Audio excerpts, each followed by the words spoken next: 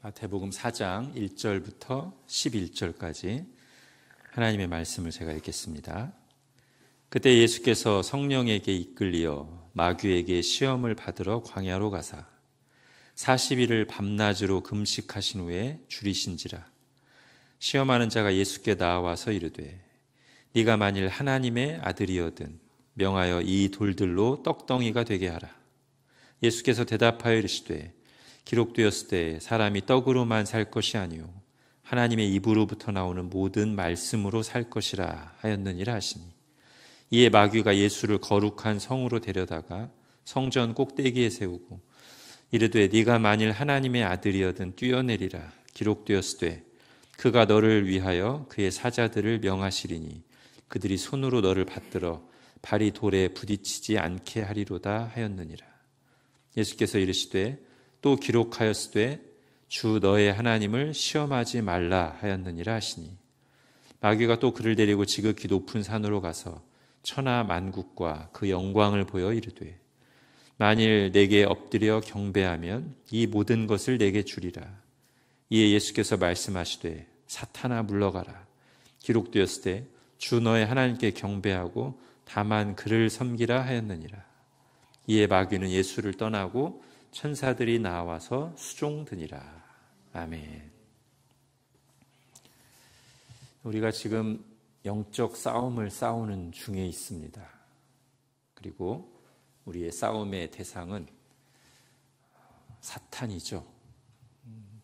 눈에 보이는 사람과 혈과 육의 싸움을 싸우는 것이 아니라, 치고받는 싸움을 싸우는 것이 아니라 사탄과의 영적 싸움을 지금 싸우는 중에 있습니다. 그 싸움의 성격, 그리고 이런 싸움이 실제로 우리에게 어떻게 벌어지고 어떤 결과를 가져오는지를 가장 잘 보여주는 본문이 창세기 3장이죠.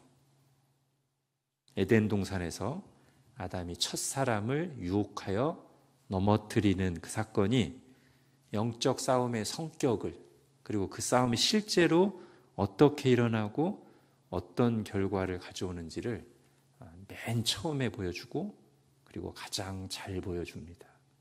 그렇기 때문에 우리가 그 본문을 정말 잘 알고 있어야 되고요,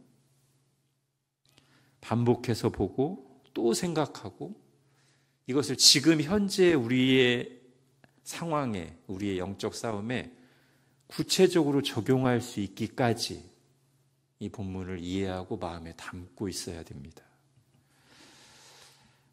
요한계시록이 그렇게 하죠. 요한계시록이 고난 중에 있는 성도들에게 여러분이 지금 사탄과 영적인 싸움을 싸우고 있습니다 라는 것을 여러 가지 환상으로 보여주면서 그 싸움의 성격이 어떤 것인가를 다시 한번 되새기게 하려고 그 사탄을 가리켜서 옛 뱀이라고 했습니다.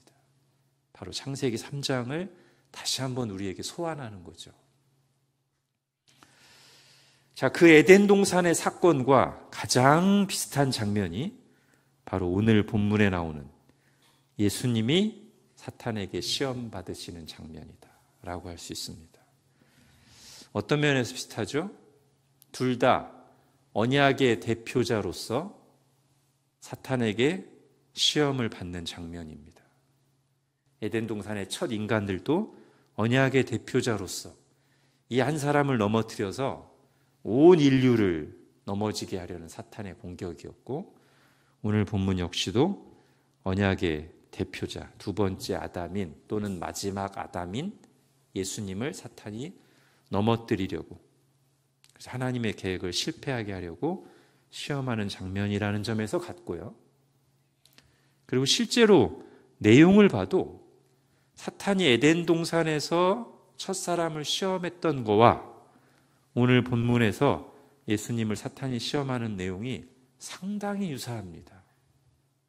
깊게 연관되어 있습니다. 그래서 오늘 본문과 창세기 3장을 함께 보면 에덴 동산에서 사탄이 했던 짓이 뭔가를, 그리고 사탄이 우리를 유혹하는 방법이 뭔가를 더 분명하게 이해할 수 있습니다. 간단히 보겠습니다. 먼저 먹는 것에 대한 시험으로 시작되죠. 에덴 동산에서 선악과를 먹으라고 유혹했습니다. 오늘 본문에서 첫 시험은 뭐냐면 당장 돌들을 떡으로 만들어서 먹으라는 유혹입니다. 에덴 동산에서는 에덴이 낙원이잖아요.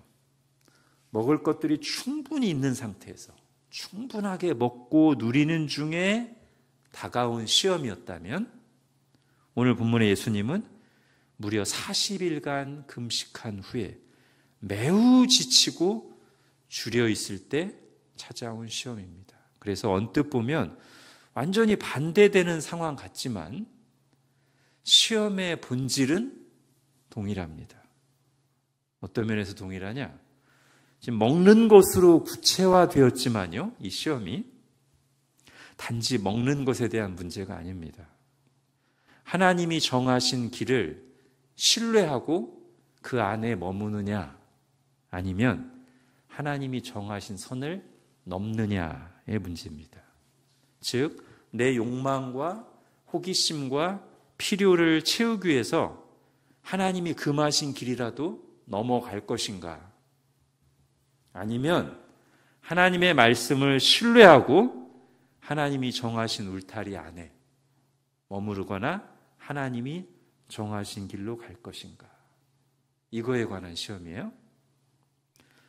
자, 선악과를 먹으라는 유혹이 한마디로 뭡니까?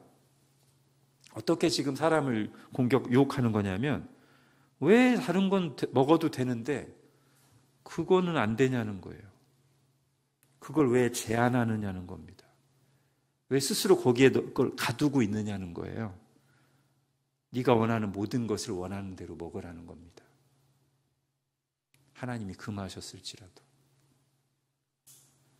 자, 당장 돌들을 떡으로 만들어서 먹으라는 유혹도 비슷하죠. 왜 배를 골고 있느냐는 거예요. 하나님의 아들이라면서. 당장 기적을 베풀어서 네 줄인 배를 채우라는 겁니다. 그것이 하나님이 정하신 방법이 아닐지라도. 마치 하나님이 나를 결핍해 두셨고 나를 구속하는 것처럼 하나님이 말씀하신 길로만 가서는 충분히 내가 채워지고 만족할 수 없을 것처럼, 그래서 말씀의 제한을 받지 않고 선을 넘어야 내가 원하는 걸 얻기 위해서라면 모든 방법을 가리지 않고 추구해야 더 채워지고 행복하게 살 것처럼 한편으로는 불만을 심고 한편으로는 욕망을 막 부추기는 거예요. 아담과 하와는 이 시험에 넘어갔습니다. 결과는 뭐죠?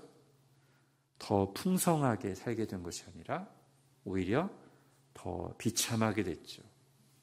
죽음이 찾아왔습니다.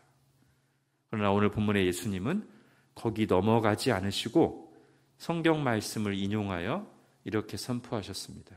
4절 같이 읽겠습니다. 시작. 예수께서 대답하여 이르시되 기록되었으되 사람이 떡으로만 살 것이 아니요 하나님의 입으로부터 나오는 모든 말씀으로 살 것이라 하였느니라 하시니. 예수님은 지금 이렇게 대답하시는 겁니다. 하나님의 말씀을 넘어서 욕망을 추구하면 결코 더 잘 사는 것이 아니다. 하나님은 우리에게 좋은 것을 주셨고 우리에게 무엇이 필요한지 가장 잘 아신다. 그러므로 그 하나님의 말씀을 따라가는 것이 진정으로 사는 길이다. 그런 의미에서 사람은 하나님의 말씀으로 산다. 이렇게 답변하셨어요. 즉 사탄이 첫 번째, 두 번째 시험을 할 때마다 앞에다 이런 말을 넣습니다. 네가 만약 하나님의 아들이라면 배고플 때 돌을 떡으로라도 만들어서 먹어야 될까요? 예수님은 이렇게 답변하시는 겁니다. 내가 하나님의 아들이라면 하나님이 나를 먹여주시지 않겠는가? 내가 하나님의 아들이라면 하나님의 말씀을 신뢰해야 되지 않겠는가? 그것이 사는 길 아니겠는가? 하나님의 아들이라면 그렇게 하나님 아버지를 믿고 그분의 말씀으로 살아가야 되지 않겠는가? 이렇게 답변하신 셈입니다. 자, 이어지는 시험은 성격이 좀 다르죠. 말씀을 왜곡하는 것입니다. 자, 에덴 동산에서 여자에게 또는 결국은 아담에게도죠. 다가와 유혹했던 사탄이 결국 뭐를 가지고 인간을 넘어뜨리냐면 하나님이 주신 말씀을 가지고 그것을 교묘하게 왜곡해서 공격하잖아요. 선악과 계명을 가지고 사람을 시험했단 말이죠. 즉 우리에게 생명을 주시려고 내려주신 말씀을 이용해서 그걸 가지고 사람을 시험해서 죽음에 이르게 했던 것입니다. 그게 에덴 동산의 시험이고 지금도 사탄이 우리를 시험하는 방식이라는 것이죠. 에덴 동산에서는 어떤 말로 다가왔습니까? 하나님이 참으로 동산 모든 나무의 실과를 먹지 말라 하시더냐. 분명히 이 말씀은 뭐를 지금 인용한 거죠? 선악과 계명을 인용한 겁니다. 근데 상당히 왜곡되어 있습니다. 하나님은 뭐라고 하셨어요? 동산 모든 나무의 열매를 네가 마음껏 먹되라고 하셨어요. 그리고 하나를 딱 제안하셨는데 사탄은 비슷한 말 같지만 전혀 다른 뉘앙스로 하나님이 참으로 동산 모든 나무의 실과를 먹지 말라 하시더냐? 그죠? 비슷하지만 전혀 다른 의미입니다. 만약에 여러분도 혹시 마음속에 하나님이 정말 나에게 충만한 은혜를 주셨어. 많은 자유를 주셨어. 그러나 정말 내가 가지 말아야 될 죄의 길은 가지 말라고 하셨어 라고 인식하고 그렇게 마음으로 생각한다면 좋은 건데 마음 한구석에 하나님은 자꾸 뭘 못하게 해. 자꾸 제한하셔. 나를 자유롭지 못하게 라는 생각이 있다면 굉장히 지금 위험한 상태에 있는 거예요. 사탄이 바로 그 부분을 가지고 우리를 공격하니까요. 아마 여자도 그런 상태에 있었는지 사탄이 아무튼 그 말로 다가왔습니다. 하나님이 진짜 아무것도 못 먹게 하셨어? 이 말씀을 이용한 질문으로 의심과 불만과 불평을 막 일으켰어요. 말씀을 이용해서. 그러면서 이렇게 거짓말을 하죠. 자, 우리가 보통 줄여서 선악과라고 합니다만 선악과의 공식 이름은 뭐죠? 선악을 알게 하는 나무의 열매죠. 아마 사탄이 이렇게 유혹한 것 같아요. 선악과를 먹으면 죽긴 왜 죽어? 결코 죽지 아니하리라.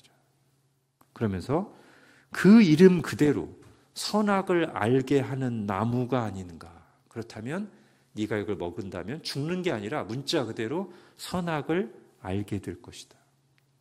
그리고 거기에 더해서 플러스 어떤 말을 추가하죠? 임의로 선악을 알게 돼서 네가 하나님처럼 될 것이다 라는 말을 거기에 추가시킵니다.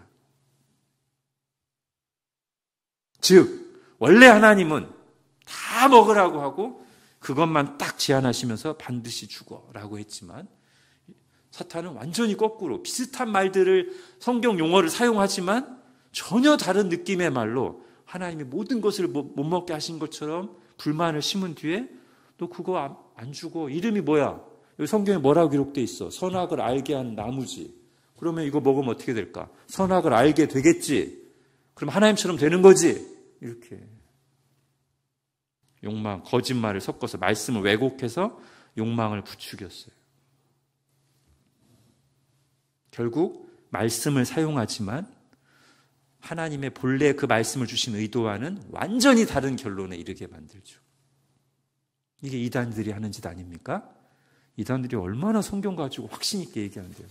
여기 보세요. 이렇게 되어 있죠? 이렇게 하면서 밑줄 쫙 하면서 마치 자기들이 가장 성경적인 것처럼 얘기하는데 앞뒤 문맥이나 성경 전체를 살펴보면 하나님의 의도와는 완전히 반대된 엉뚱한 결론에 이르게 한단 말이죠. 오늘 본문도 마찬가지입니다. 예수님을 두 번째로 사탄이 시험할 때 예수님이 처음에 하나님의 말씀으로 산다고 하고 물리치니까 이제는 말씀을 들고 나와서 시험합니다. 6절에 보십시오. 네가 만일 하나님의 아들이여든 뛰어내리라. 기록되었을 때 그가 너를 위하여 그의 사자들을 명하시리니 그들이 손으로 너를 받들어 발이 돌에 부딪히지 않게 하리로다 하였느니라. 이건 시편 91편에 나오는 말씀이에요. 그대로 인용한 겁니다. 첨삭하지 않았어요. 일단은 그대로 인용했어요. 근데 문제는 적용이 잘못됐어요. 이 시편 91편의 문맥은 뭐냐면 고난 중에 있는 하나님의 백성들에게 하나님이 확신을 주시면서 하나님 너를 지키시고 보호하실 것이다 라는 내용이에요. 전체적으로. 그러면서 그 한 예로 이렇게 네가 길을 갈 때 네 발이 돌에 부딪히지 않도록 사자들을 보내서 너를 지키실 것이다 라고 한 거예요.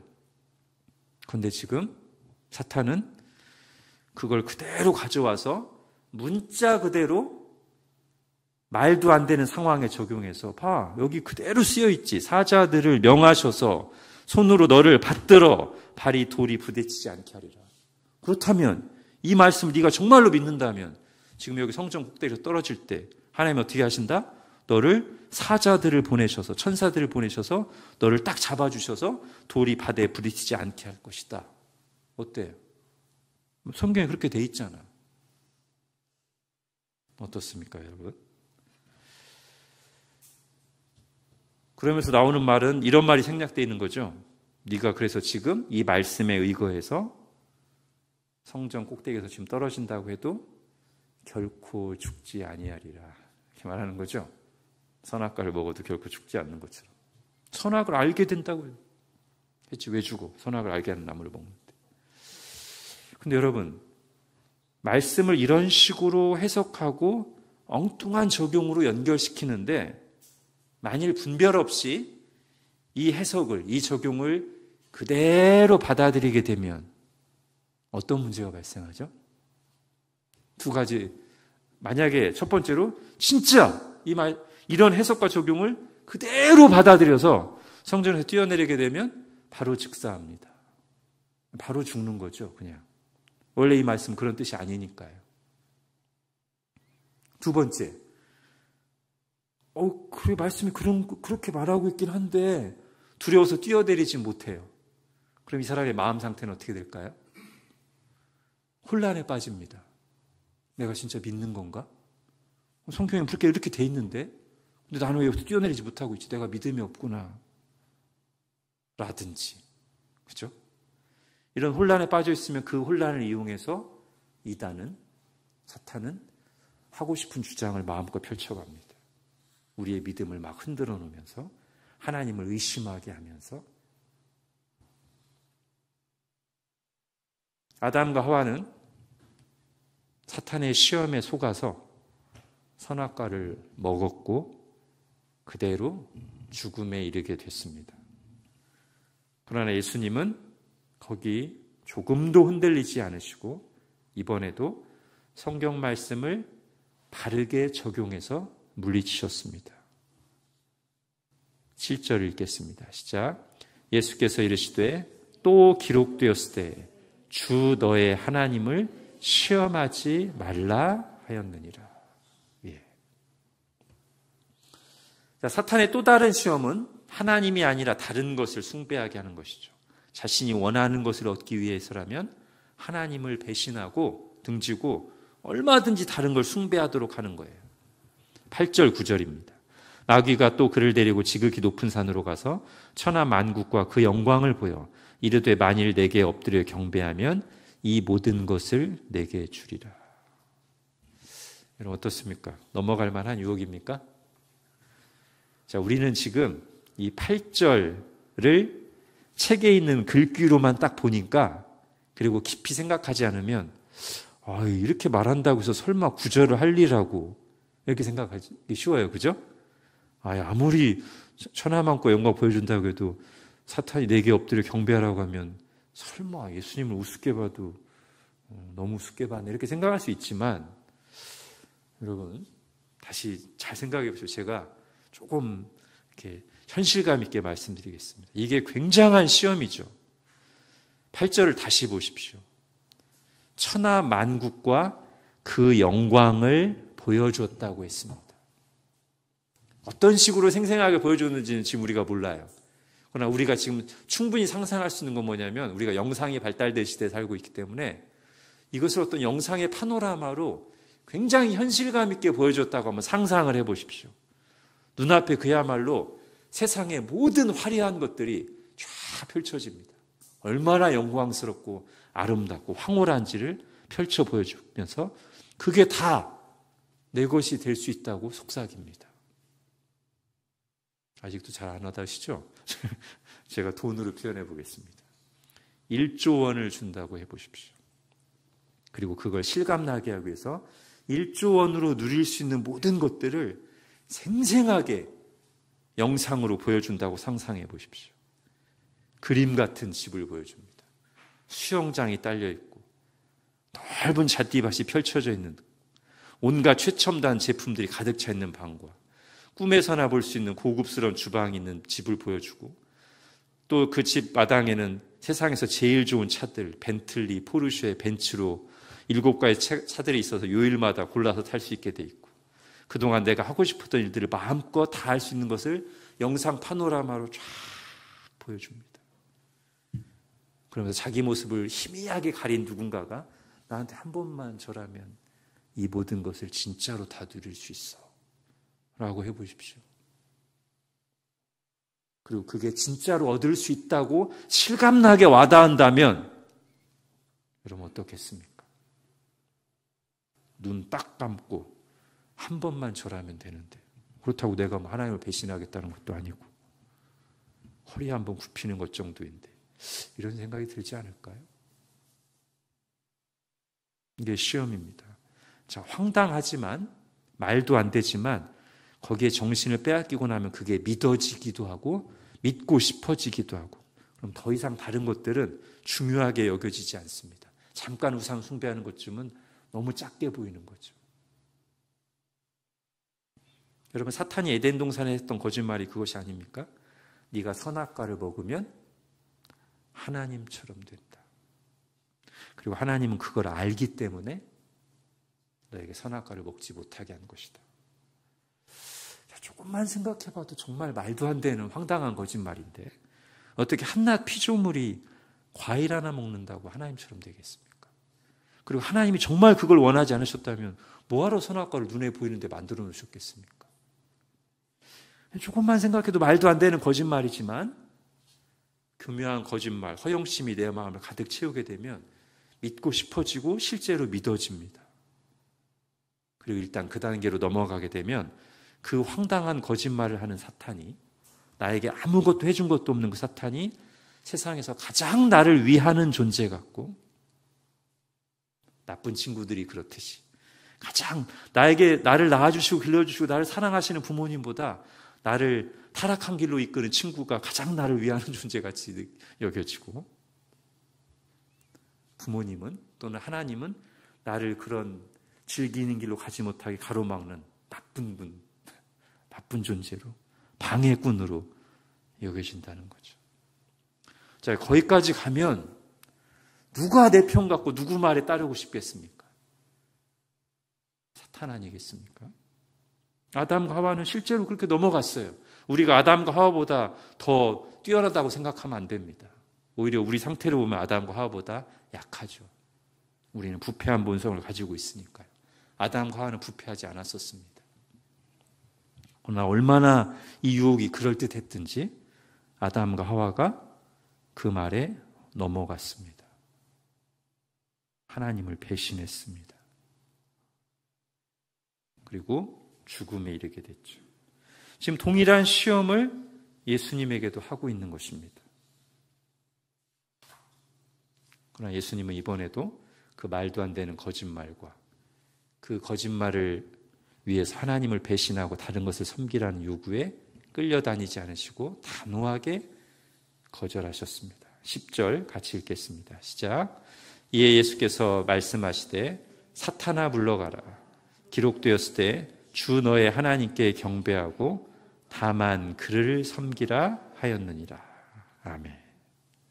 이게 예수님이 영적 전쟁을 실제로 싸운 장면들이고 실제로 이 방식으로 승리하셨습니다.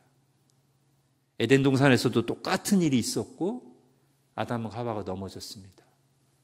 그리고 사탄은 지금도 형식만 바꿔서 비주얼만 바꿔서 상황만 바꿔서 그러나 본질적으로는 똑같은 유혹으로 우리를 넘어뜨리려고 말씀을 왜곡시키고 우리의 허영심과 교만과 악한 욕망을 부추기면서 하나님으로부터 멀어지게, 선한 길로부터 멀어지게 만드는 일을 지금도 하고 있다는 거예요.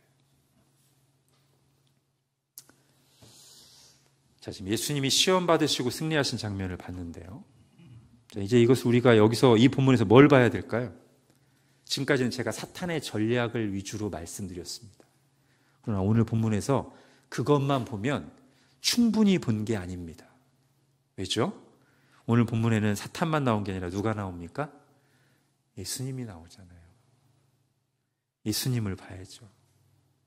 오늘 본문에서 우리가 예수님이 어떤 뭘 봐야 될까요? 첫 번째는요, 예수님이 지금 승리하셨잖아요. 먼저 그걸 봐야 돼요. 이 바로 앞장 3장 마지막에 예수님이 뭐 하시죠? 세례자 요한에게 세례 받으십니다. 그리고서 제일 처음 하신 일이 시험 받으신 거예요. 여러분, 예수님이 세례를 받으시는 의미가 뭐죠? 쉽게 말하면 이런 겁니다. 앞으로 이 세례 받은 이후로 앞으로 내가 하는 모든 일은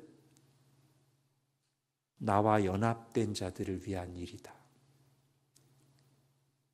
그들을 위한 일을 내가 대신하는 것이다 라고 공식적으로 선포하고 시작하는 게 뭐냐면 세례 받으시는 거예요. 예수님이 우리와 연합되는 의미의 세례를 받으시는 순간 이제 이후에 일어나는 모든 일들은, 예수님이 하시는 일들은 다 우리를 위한 일이고 우리를 대신하는 일이 된다는 뜻입니다. 그러면서 예수님이 맨 처음 하신 게 뭐냐면 아담의 실패를 역전시키는 사탄의 시험에서의 승리를 하신 거죠. 그럼 우리가 이 본문에서 어떤 생각을 해야 돼요? 우리가 창세기 3장을 보면서 아담이 저렇게 실패했기 때문에 우리가 이렇게 됐어. 인류가 이렇게 됐어. 우리가 사탄에게 끌려다니게 됐고 죄의 노예가 됐고 하나님의 심판을 받게 됐어 라는 것을 아담이 창세기 3장에서 넘어지는 장면을 볼 때 우리가 그것을 결과로 받아들인단 말이에요. 그렇다면 그거와 똑같은 위치에 있는 언약의 대표자로서 우리를 대신해서 예수님이 사탄의 시험을 이기신 이 장면을 봤을 때는 우리가 어떤 생각을 해야 되겠어요? 예수님이 이렇게 언약의 대표자로서 우리를 대신해서 사탄의 시험에서 이기셨기 때문에 이 예수님과 연합된 우리도 결국 이기게 되는 거구나 라는 것을 먼저 봐야 된다는 것이죠. 아담의 실패로 우리에게 죽음이 찾아왔는데 예수님의 승리로 우리가 생명을 얻게 되었다는 사실을 이 본문에서도 다시 한번 확인하는 것입니다. 자, 그런가 하면 두 번째 또 뭘 봐야 되겠습니까? 우리가 창세기 아담의 실패를 봤을 때는 반면교사로 보는 거죠. 저렇게 하면은 넘어지는구나. 비참해지는구나. 사탄에게 지는구나. 그거와 비교해서 오늘 본문에서는 뭘 볼 수 있어요? 예수님처럼 해야 영적 싸움에서 승리하는 거구나 라고 하면서 우리가 항상 예수님을 그렇게 믿잖아요. 유일한 구원자이자 최고의 모범으로 믿잖아요. 자, 첫 번째 말씀드린 건 구원자로서 말씀드린 거고 지금 두 번째 말씀드린 거는 모범으로 말씀드리는 거예요. 그럼 예수님이 어떻게 지금 사탄의 시험을 이기셨습니까? 아마 여러분이 이미 표면적인 답은 아실 겁니다. 말씀으로 이기셨잖아요. 맞아요. 말씀으로 이기셨어요. 3번 다 성경 말씀 인용하셨어요. 그죠? 근데 이게 정말 우리에게 실제로 와닿게 적용하려면 거기서 머물면 안 되고 예수님이 이 말씀을 어떻게 실제로 검으로 휘두를 수 있으셨는지, 우리도 그렇게 할 수 있으면 어떻게 해야 되는지까지 생각을 해야 돼요. 예수님이 어떻게 그렇게 할 수 있었을까요? 첫 번째, 지금 보니까 예수님은 사탄의 시험이 올 때, 내 마음속에 시험을 일으키는 생각과 속삭임이 막 찾아올 때 말씀을 가져와서 선포하셨는데 그 말씀이 어디 있었죠? 두루마리에 있는 게 아니라 예수님 마음에 있었습니다. 그죠? 예수님의 마음에 있는, 예수님이 평소에 알고 계시던, 기억하고 있던 말씀을 어떤 시험에 드는 생각이 찾아왔을 때, 또는 내 옆에 누군가가 인간적인 말, 시험에 드는 말을 했을 때, 그때 내 마음속에 있던, 준비되어 있던 성경 구절을 적절하게 꺼내서 반박했단 말이에요. 그럼 우리가 예수님처럼 말씀을 사용하려면 어떤 준비가 되어 있어야 돼요? 말씀 암송. 예, 좋습니다. 하여튼 기억하는 거예요. 성경이 어디 있어야 되냐면 성경 책에만 있으면 안 돼요. 핸드아웃에만 있으면 안 돼요. 유튜브에만 있으면 안 돼요. 성경 말씀이 내 마음에 있어야 돼요. 기본입니다. 그런데 암송 또는 기억만 가지고는 예수님처럼 할 수가 없습니다. 또 뭐가 있어야 될까요? 분명히 지금 사탄이 말씀을 교묘하게, 쉽게 아니거든요. 제가 말씀드렸죠. 신천지가 일과 해석하는 걸 제가 들어보니까 저도 넘어갈 뻔했다고요. 그렇게 교묘하게 해석하는데 우리가 성경을 그냥 문맥 없이 해서 무슨 뜻인지도 모르고 그냥 구절만 암송한다고 실제 영적 싸움에서 실제로 시험이 다가오는데 이 말씀을 제대로 휘두를 수 있는가? 아니요. 말씀을 바르게 이해하고 있어야 돼요. 물론 성경 모든 구절을 그럴 수는 없겠죠. 저도 못합니다. 그걸. 그러나 가장 중요한 내용들, 핵심적인 내용들, 그런 것들은 우리가 바른 해석에 근거해서 이해하고서 그걸 마음에 간직하고 있어야 돼요. 요즘 교리반 하는 이유가 그런 거 아니겠습니까?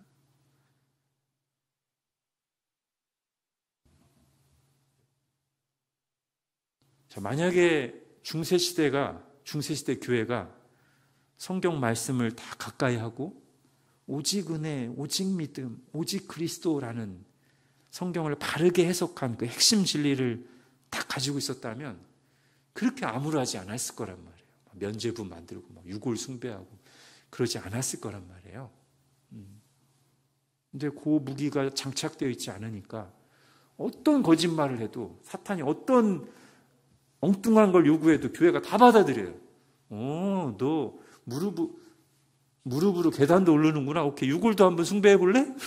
그것도 덥석 받아. 면죄부도 한번 사용해 볼래? 덥석 받아. 그거를 물리칠 준비된 바르게 해석된 성경 말씀이 없으니까 다 넘어가는 거예요. 다. 개인적인 영적 싸움에서도 마찬가지. 교회적인 영적 싸움도 마찬가지고. 만약에 강단에서 바른 말씀이 선포되지 않으면 엉뚱한 주장들과 주변에서 들어와서 하면 그냥 교회가 엉망이 됩니다. 개인도 마찬가지예요. 개인도 유튜브에서 보다가 지나가다 엉뚱한 얘기 듣고 나거나 인간적인 생각 들어왔을 때 성경 말씀이 바르게 해석되지 않으면 한순간에 엉뚱한 생각을 할 수 있단 말이죠. 자, 마음에 있어야 되고 바른 해석, 바른 이해와 해석이 있어야 돼요. 또 하나 중요한 게 있습니다. 그 성경 말씀, 그 바르게 해석된 진리에 대한 확신이 있어야 돼요.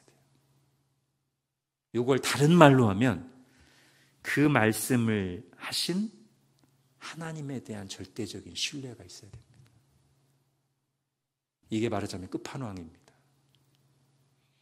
여러분, 결국 사탄의 최종 목표는 뭐죠? 제가 거듭 말씀드리지만 하나님과 우리를 멀어지게 하는 거거든요. 아무리 지적으로 성경을 많이 알아도요, 이 말씀을 나에게 주신 하나님이 나를 정말로 사랑하시는 선한 분이라는 그게 없으면 내가 어려울 때 흔들려요. 그리고 그걸 옆에서 막 속삭이면 넘어질 수 있어요. 여러분, 에덴 동산의 사탄의 마지막 거짓말이 뭐죠? 살짝 곁들여 있는 거. 처음에는 결코 죽지 아니하리라. 네가 그걸 먹으면 선악을 알게 돼서 하나님처럼 알게 되리라. 이게 두 개 거짓말의 마지막 교묘하게 들어가는 게 뭐예요? 그걸 하나님이 아심이니라 이거잖아요. 하나님에 대한 신뢰를 깨는 말. 너 잘 될까 봐 하나님이 선악을 못 먹게 한 거거든. 이 말을 보일 듯 말 듯하게 살짝 넣었어요. 근데 그게 강력해요. 결정적으로 우리 하나님에게 등 돌리게 만드는 거짓말은 그 거짓말이에요.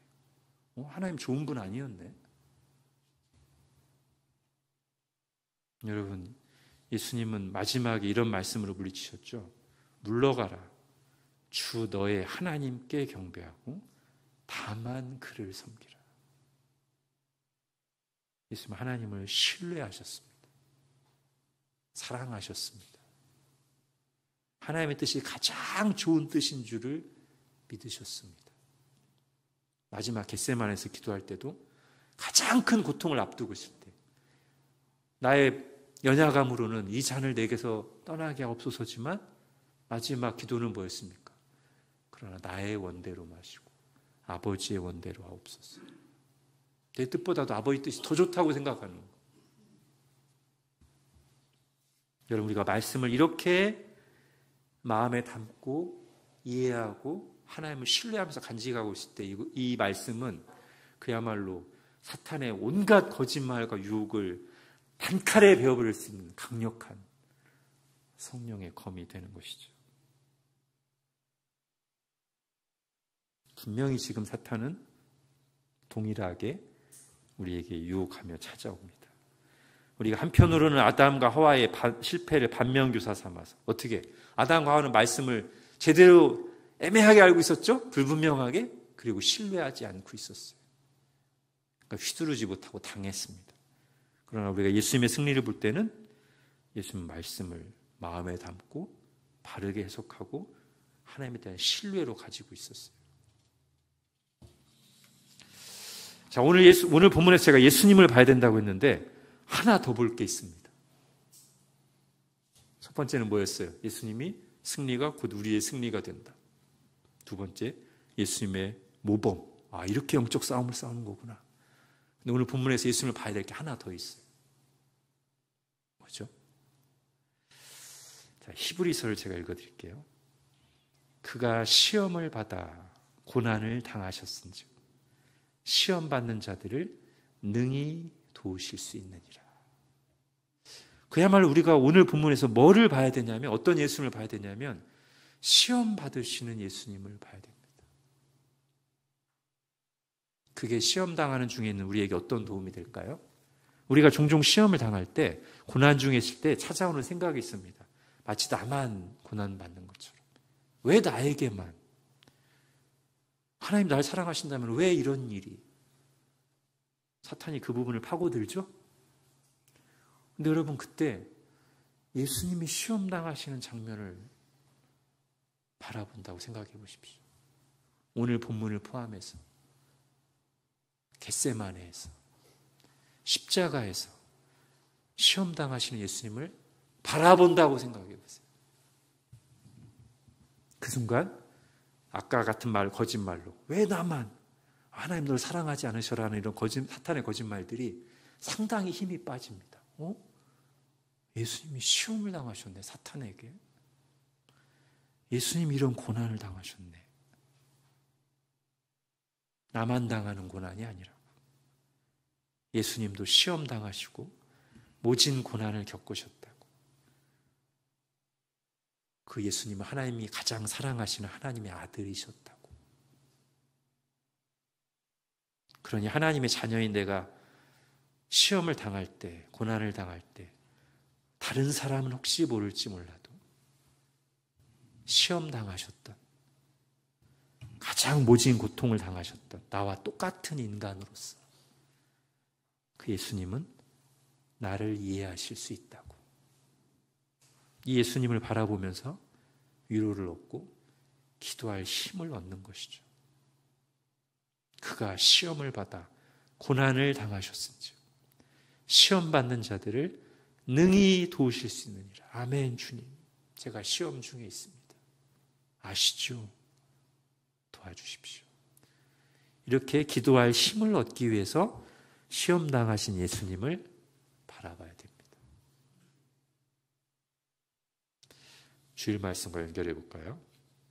두 짐승, 즉 세상 권력과 거짓 선지자를 도구 삼아 우리를 넘어뜨리려는 사탄의 공격에 맞선 영적 싸움을 우리가 싸우고 있다고 했는데, 뭐가 두 가지 권면이 있었죠? 하나는 분별하라는 것, 또 하나는 어려운 현실 속에서도 인내하고 믿으라는 거였어요. 그래서 끝까지 우상 숭배하지 않고 하나님만 섬기라는 거였는데, 자, 그때 필요한 것, 분별, 이단의 교묘한 거짓말을 분별하는 것, 그리고 하나님에 대한 신뢰로 고난 속에서도 인내하고 믿는 것. 그 승리의 모범을 말하자면 오늘 예수님이 가장 모범적인 모습으로 보여주고 계십니다.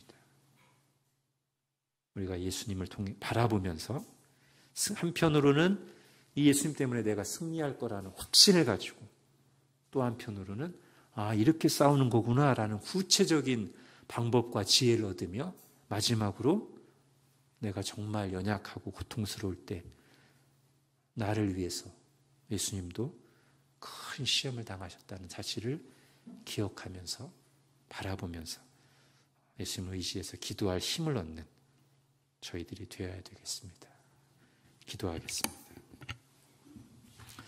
하나님, 오늘 예수님이 시험 당하시는 장면을 통해서 사탄이 어떻게 지금도 우리를 교묘하게 속이고 죄짓게 만들고 결국 하나님과 끊어놓으려고 하는지 사탄의 전략을 살펴보았고 그와 함께 예수님이 시험당하신 장면을 보면서 이 예수님 때문에 우리가 승리할 것과 어떻게 싸워야 되는지와 그리고 우리가 정말 마음이 힘들고 어려울 때 우리가 바라봐야 될 분, 나를 위해서 시험당하신 세상 누구보다도 큰 고난을 겪으셨던 하나님의 사랑하는 아들 예수님을 바라봄으로 힘을 얻어야 된다는 사실을 다시 한번 들었습니다.